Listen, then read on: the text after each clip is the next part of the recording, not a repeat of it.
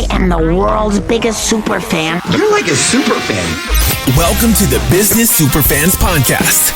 We will discuss how establishing business superfans from customers, employees, and business partners can elevate your success exponentially. Learn why these advocates are a key factor to achieving excellence in the world of commerce.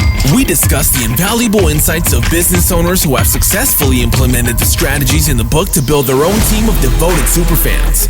Gain insightful knowledge from the experts who create applications to help you create passionate superfans. This is the Business Superfans Podcast with your host, Freddie D. Ready!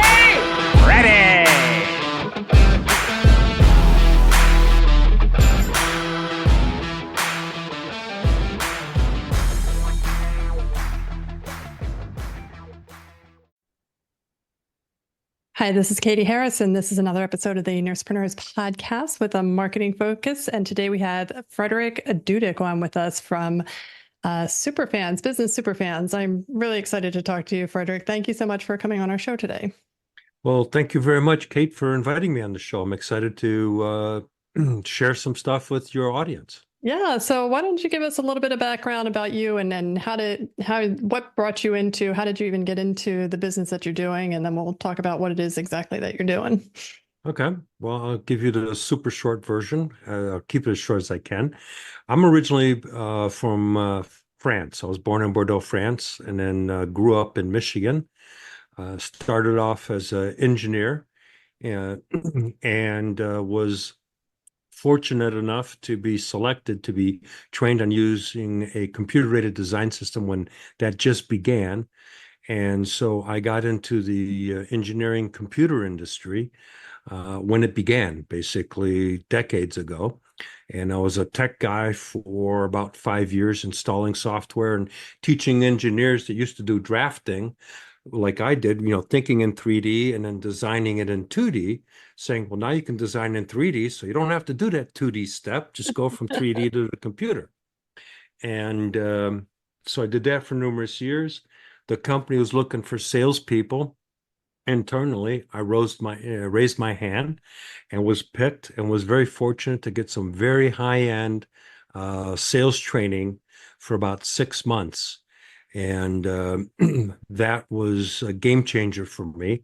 And my first year in sales, I won the award for the contest of the largest sale, and never looked back. Became a district manager, then became a regional manager, then worked for a UK company that moved me to the West Coast and became Western regional manager. And then I joined a company in Scottsdale, Arizona, and I became a director of worldwide sales for them. And basically said, here's a product. Nobody knows about it. You've got the responsibility to get it on the map. And in 3 years' time, I set up about 60 resellers around the world and grew that product from $0 to $3 million. In the most expensive module was $10,000. Wow. So, and from there, I've had my own business importing softwares from different parts of the world. And then I started a transition into helping businesses in digital marketing. And because I did my first website in 1997 when it first began. And recently I just I finished working with an interpreting and translation company, helped put in systems in place, rebranding, everything else. And I grew that business into about $1 million in a year and positioned it for sales. And I've written a book since then. I've got my own podcast, and now I'm transitioning more into really working with solopreneurs, small, mid-sized businesses, and bringing decades of global sales and marketing experience to help them scale their businesses. Well, I mean, you said a whole lot there, so there's a lot to unpack. And I would say that, we're very grateful as solopreneurs to have somebody with your experience to help out, because as we spoke about right before this started, we're nursepreneurs and we are nurses in business, and sales are terrifying, and it's, unnecessarily complicated in a lot of ways. And a lot of that, I'm sure, is mindset. But I want to kind of pick your brain about some of this stuff, such as Let's start with the the scary part of sales. Like, I mean, why did you raise your hand? Why weren't you afraid of sales? Like, what was it about you that that it sounds like it was relatively natural to you, or maybe the sales training was just that good? It was a combination of things. It was natural to me. As a tech guy, I was seeing these sales guys that were talking and didn't understand what they were talking about because they didn't have the engineering background. So they didn't really have the credibility and couldn't engage the prospective customer to understand their problems. They were just selling. And that's one of the reasons the company looked at us engineers to say, who's got the skill set? And you had to pass a test to get picked. The sales training taught me strategies, taught me that sales is really sales. You're really helping somebody achieve another level of their business. So I really never looked at it as being a sales approach. I became more of a consultant of helping that business. Where do they want to see themselves in a few years? And how could I help them achieve that goal? And the software I was marketing at the time was just a vehicle. That was all it is. And so it really wasn't selling. It was more understanding where they wanted to go and then me helping them get to that goal. Okay. Yeah, so that's a great way to position stuff because I mean that's exactly what nurses need to do as well in their businesses. They're looking at helping people to achieve the health outcomes that they want, and it's more about educating. So what would you say? Because I agree, having the engineer to explain things, but there can be a disconnect there as well for somebody that's very technical, such as nurses, engineers, and putting them in sales. What kind of qualities do you think are really important for people to learn in order to do it? It's probably number one is having empathy for that person, understanding what their objectives are. Because if everybody wants to achieve certain level of success, whether it's business success, whether it's health success, whether it's financial success, and people will lean towards someone that's not trying to shove something down their throat, but is sitting there really saying, okay, I understand that. Have you thought of this strategy? Or have you tried this approach? And what was the outcome? Or what was, when I was selling manufacturing software, I would ask them, what's their biggest, pain points? And part of it was they were scrapping metal because the stuff, they'd make mistakes. And now you got 20,000 pieces of metal that's useless for that particular project, and they got to spend it again. So that was affecting their bottom line. So once we understood, their issues, and then where did they want to grow as a company, we laid out a map to how they can get to that level. Okay. So, I mean, why solopreneurs and small to mid-sized businesses? It seems like you could probably make a lot more money working with global industry. Well, there's still a need for everybody because, if you're looking at a nurse practitioner, I actually go to a nurse practitioner for my health needs. He's a gentleman. And what's different about him and why I like him is he actually takes time to have a conversation and understand what's been my challenges, where is it that I want to go health-wise, what's worked for me, what's not worked for me. And, I can call him up at any time. He's there, he's available. And he's really a good guy with my wellness in his best interest. And so I completely understand. And he's by himself. He's got a few people working for him, but he's not a major practice, but he's got a good, solid practice, especially focusing on men. Okay. And how do you actually help him with his marketing or sales, or do you have ideas for helping him? Yeah, we've talked about stuff. So I've, talked about birthday marketing, which is basically sending out a birthday card to all the patients. It's the little things that really become the big things because if you think about it, we don't do a lot of birthday cards anymore, but when you do get one, you're super excited. And more importantly, sometimes that might be the only birthday card you receive, and it's from your nurse practitioner. I mean, you're going to go and tell everybody, hey, guess what? My nurse practitioner sent me a birthday card. My friends didn't, but my nurse practitioner did. That's huge marketing. There's right there is you're creating a super fan out of that patient. They're a super fan telling everybody that they know the differentiator that you did for them. And it's a small thing that really is a big thing. That is a good thing. I just wrote that down. That's a good idea. I love that. So what other ideas do you have for him? For him or for anybody, one of the things I just talked about recently was this is an ideal time to really set yourself apart from all the competition, and you create a plethora of super fans between now and the new year. Mm-hmm. And here's the strategy. We've got Halloween coming up, right? So Halloween is a fun time to reach out to all your patients, your audience, etc., in a fun, goofy way, non-related to business, but you're celebrating and you're bringing back fond memories of when we all went as kids trick-or-treating. And we still go as adults sometimes to Halloween parties. And so it's just a fun time. And I coached a mortgage guy, and he thought I was nuts, but I says, dress up in a Halloween costume, put something funny and put it on the front. There's tools you can create a custom greeting card, put it on the front and send it out. And don't be salesy, just having fun. And so he begrudgingly did it because he didn't think it was going to work. And then he got back, he goes, I got more phone calls, people saying how cool the card was, how funny, and they loved my costume and everything else. He goes, and he says, I've been meaning to reach out to you about a refi. He says he ended up getting a ton of business out of it. Oh, wow. So that's step one. And so that's the first touch point. The second touch point that's very important is Thanksgiving. If you flip it around, it's giving thanks.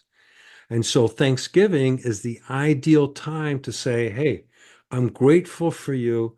I appreciate you as a client, as a patient. And I just want to thank you because of, people like you, our practice has grown. We've expanded, we've added so-and-so and things like that. People want to know that you're being successful. You don't have to hide it. You want to actually share it, that because of them, your practice group, people are going to say, hey, I'm happy, and then the other one is the holidays, and you recognize your team, your customers again, and patients for the holidays. But again, no business card, no discount of stuff. It's just my family to your family, wishing you a wonderful holiday and a happy new year. And that's it.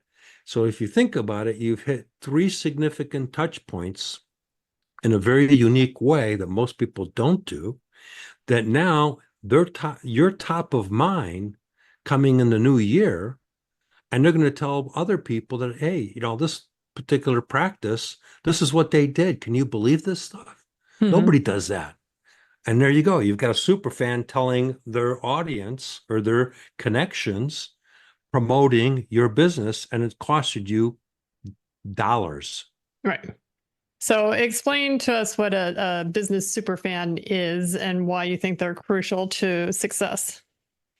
Business super fan is basically a brand advocate, but I call them business super fans. So if you think of a sports team, all right, and if you notice on my background here, we got our faces painted and all that kind of stuff. Is that you? Yes, that's me, and that's my fiance. And but we're wearing business attire. But back to the sports team, you think of a sports team, and they got the fans, they got their faces painted, the jerseys, the banners, all that stuff, and they're the loudest cheers of the team, right? Mm-hmm. Is the team paying them for that? No. No. Are they probably making money off the merchandise? Yeah.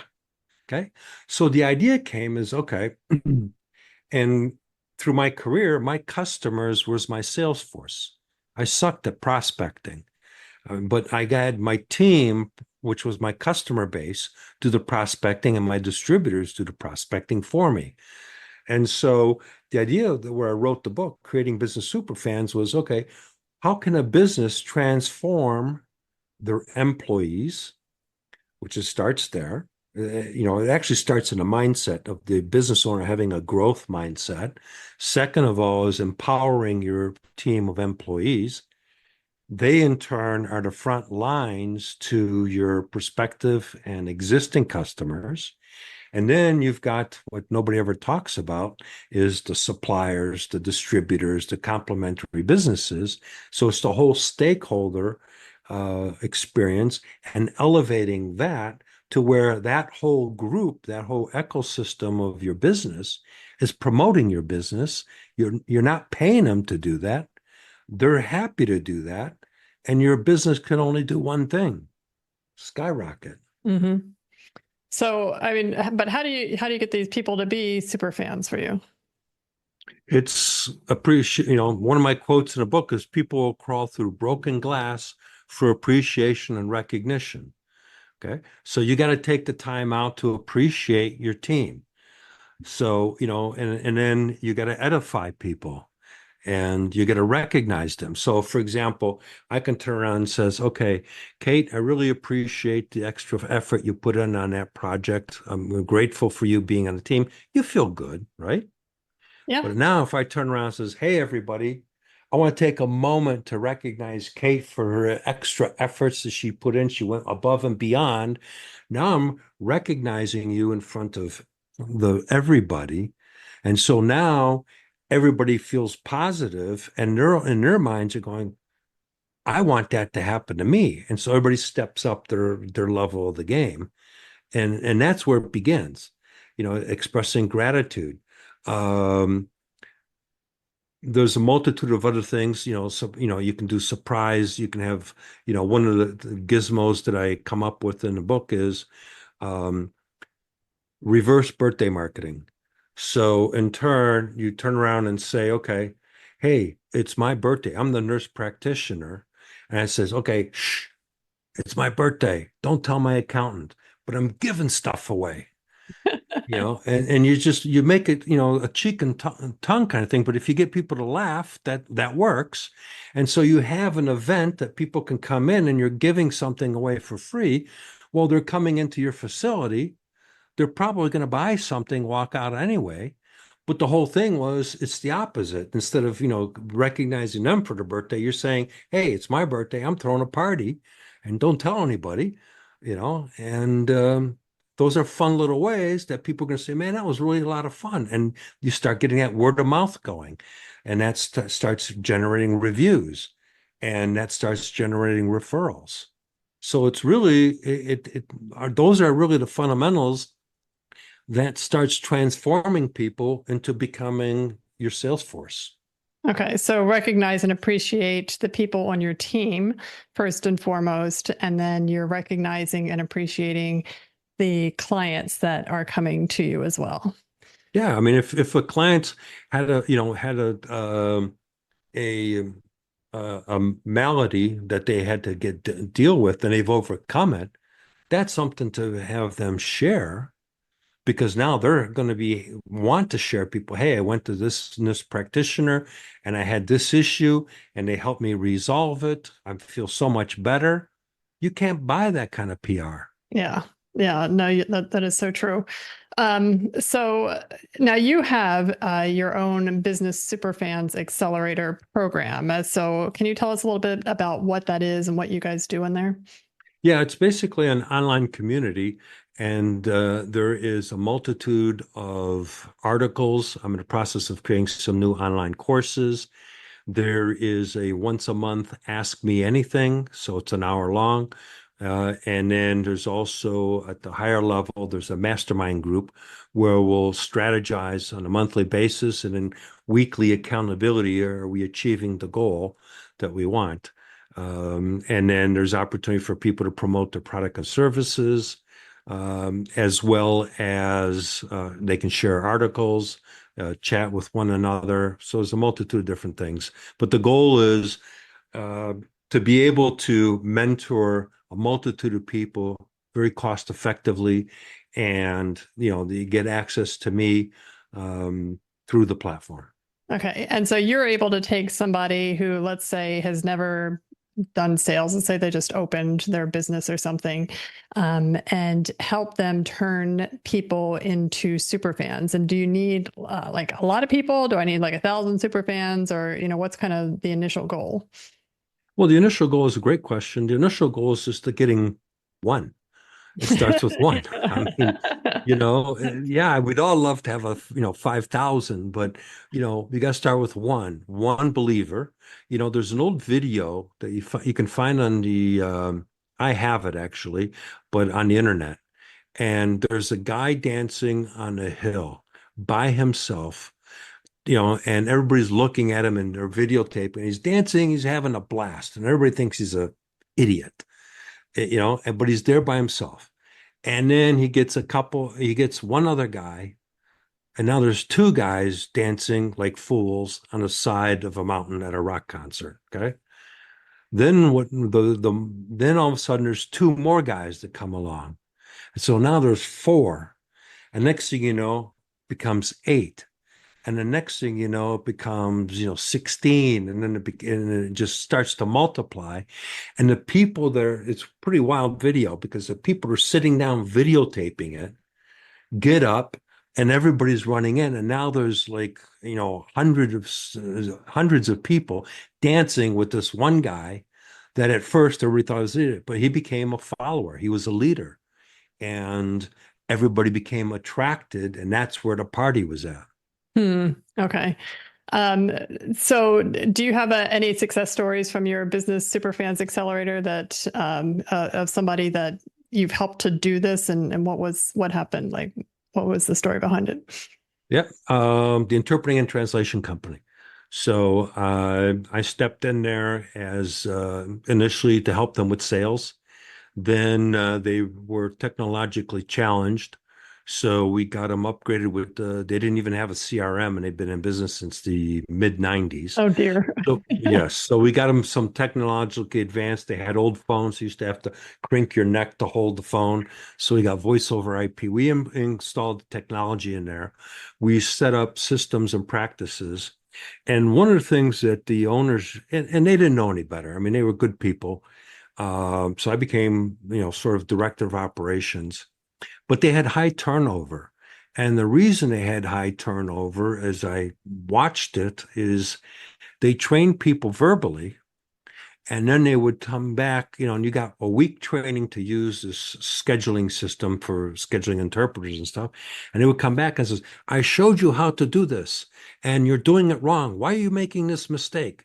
And they would chastise people publicly on top of it, which is the worst thing you could possibly do.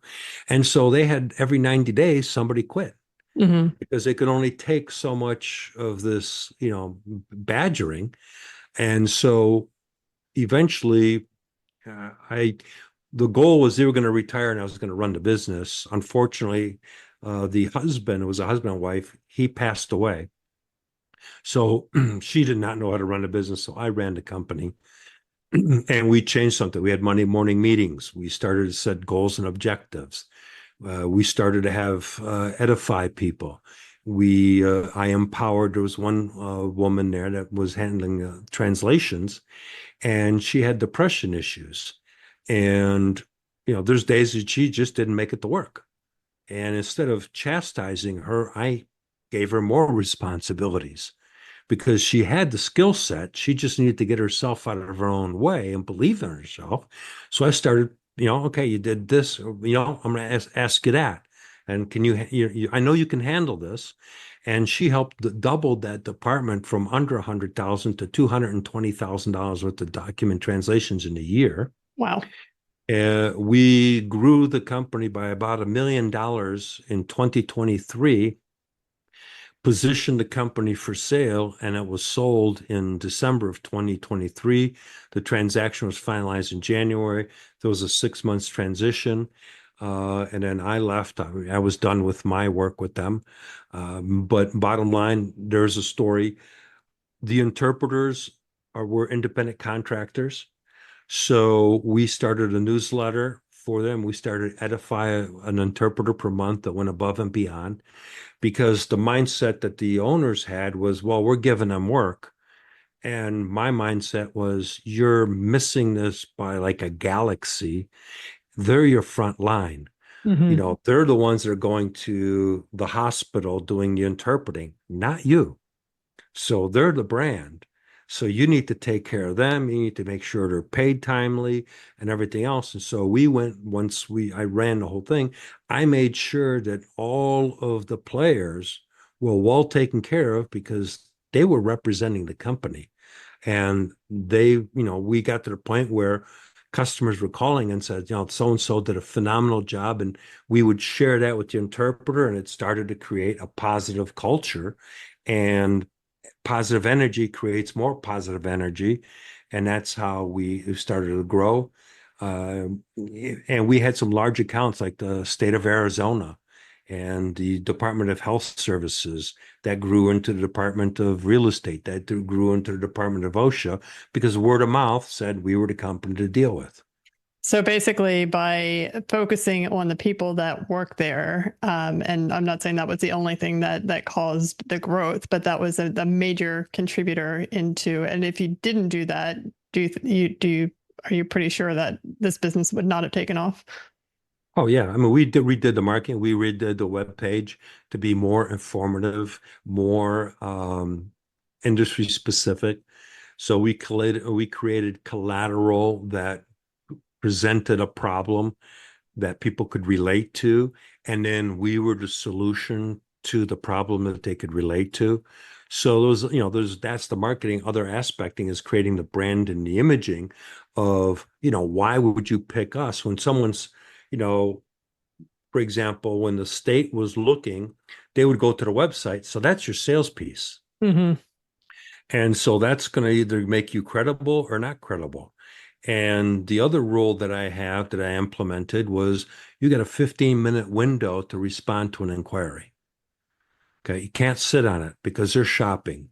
Right. And, so here's a sales tactic that can be applicable, is that if you're the first one there to respond to that inquiry, you have the opportunity to set the bar. Okay.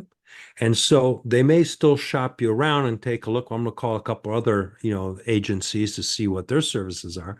Well, if you set high enough bar and you set proper expectations, it's going to be a hard act to follow. Mm-hmm. The rule in sales is you never want to be the middle person. So, because people are typically going to shop three people. Okay. And so if you remember a movie, you don't remember the middle of it. You remember the beginning and the end. So you never want to be the middle person. If you're the middle person, reschedule yourself to be the last person, because the number 3 spot has the opportunity to leapfrog number 1. Number 2 doesn't count. I've never lost to number 2, but you have the opportunity to leapfrog. But if number 1 set the bar high enough or put in what I call traps, that number 3 steps in, you can yes, we know that some of our competitors talk about this and this, and you've already said, well, we include that package, but you don't say interpreter competitions talk about this and this as an advantage. You state that that's your advantage right off the bat. So it's not an add-on. Let's say it's part of the deal, and that's what makes you different. And the other one says, well, we can add this option. Well, why would you want to pay an extra for an option when these guys include it? Right. Oh, that's clever. Awesome. So let me ask you this. Do you differentiate between customer superfans and customer loyalty? Is that about the same thing, or is there a difference in your mind? Well, the superfan is your sales force. Okay. Loyalty is just you're keeping them as superfans. So you can give rewards and discounts and referrals and whatever you can legally do within your industry. But a super fan is going to be a super fan is going to be a super fan. The loyalty program is a nicety. People like it. They appreciate it. But I can be a loyalty on the loyalty program, but I can not necessarily be a super fan. Okay. What about social media? How do you use social media to turn clients into super fans? Well, I'll share a story. So, this is a completely different industry. She runs a beoutdoorsarizona.org site, which has a bunch of partners that partner in to share their outdoor activities in the state of Arizona. Okay. And so she's a nonprofit. She's read my book and she implemented one of the strategies with a contract person because initially she was working with contract people, but they would work for a month or whatever for free, donate, and then disappear. Mm-hmm. So she had high turnover. So she decided to implement one of the strategies, which was to recognize that volunteer on social media, that this person's given up their time, they're helping with this, etc. And she shared on my podcast that she has a videographer that's in the city of New York, okay, and been with her for a year. She doesn't pay her anything, but she recognizes her on social media for her work and her efforts and stuff like that. So one is recognizing employees on social media for someone, celebrating their birthday, someone going above and beyond, because we all love recognition. And same thing with the customer. If a customer is, punched through something, you want to recognize them. If they had a success in their life, or if they had an addition in their family, recognize that. The little things are the big things. Okay. What advice would you give to business owners who are thinking about building a community of super fans? It's basically you want to maintain engagement. Mm. So you want to have, a way to continually communicate with them. So it could be a monthly newsletter. It doesn't have to be a lot. It doesn't have to be weekly stuff. Just, we, with the interpreting company, we created a monthly newsletter for our customers and a monthly newsletter for our independent distributors. So, they both were different audiences. We had one for spoken language interpreting, and we had one for American Sign Language interpreting. So, because they're two different worlds, and you have to recognize them from two different worlds. Mm-hmm. So, those are some of the things that you can do. You can also host appreciation events in the office. This again doesn't take a lot of money, but you can send out a newsletter. Hey, you know what? We're having customer appreciation, and maybe do it once every 90 days, once every 180 days. And that's a chance for what you're doing is you're creating a networking environment for your customers, because they may meet other people that may help in turn generate business for them. And what a great way to be the connector, that you connected your customers with one another, that in turn did a business transaction that was beneficial for them. I mean, I love all this stuff that you're saying. It's so it's non-salesy, and at the same time, it's going to generate sales. And it's very human, and it's the type of business that, I want to run. And I know a lot of my nurses want to run as well. Like, we all don't want to feel like sleazy car salesmen, and that's like the big fear. But what you're talking about, you use the word empathy, which is huge with nurses, and all of the things that you mentioned. These are strengths for nurses, and I think this is gonna resonate quite a bit with them. So if people are interested in finding out more about you, where do they go? What do they do? How do they find you? You can go to my website, Frederick, Frederick, Dudek, Dudek.com. Awesome. Frederick, thank you so much for sharing this with us today. Yeah, pleasure being on the show, Katie. It was a lot of fun chatting, and hopefully I gave a lot of good nuggets for your listeners. You certainly did. Thanks for tuning in to today's Business Superfans podcast. If you found value in our dive into creating superfans for lasting success, show some love, hit like, and subscribe for future episodes, and share with your network to spread the insights. Your support is everything and fuels more content to boost your business success. Stay tuned, Superfan superstars. Thank you for tuning in to today's Business Superfans podcast. If our exploration of creating superfans for lasting success struck a chord with you, show some love. Like us, subscribe for future episodes, and share with your network to spread the wisdom. Your support fuels us to craft more valuable content for your business success. Keep rocking, Superfans superstars. Attention business owners. Are you looking to transform your employees, customers, and business allies' relationships and elevate your brand to new heights? Join the Business Superfans Accelerator today. Led by me, Freddie D., this dynamic mentorship program empowers you to turn your stakeholders into passionate superfans, the ultimate brand advocates who actively promote your business. Imagine a community of dedicated supporters promoting your products or services not just through word of mouth, but as proud champions of your brand. With exclusive access to monthly Q&A sessions, brainstorming opportunities, and valuable resources like online courses, playbooks, and much more. This program is designed to provide you with the tools you need for sustainable, profitable growth. Don't wait. Every moment you delay allows your competition to get ahead. Sign up now at bizsuperfans.community and start unleashing the potential of your superfans today. Your brand's transformation awaits. Let's make business growth your reality. We hope you took away some useful knowledge from today's episode of the Business Superfans Podcast. The path to success relies on taking action. So go over to businesssuperfans.com and get your hands on the book if you haven't already. Join the Accelerator community and take that first step in generating a team of passionate supporters for your business. Join us on the next episode as we continue guiding you on your journey to achieve flourishing success in business.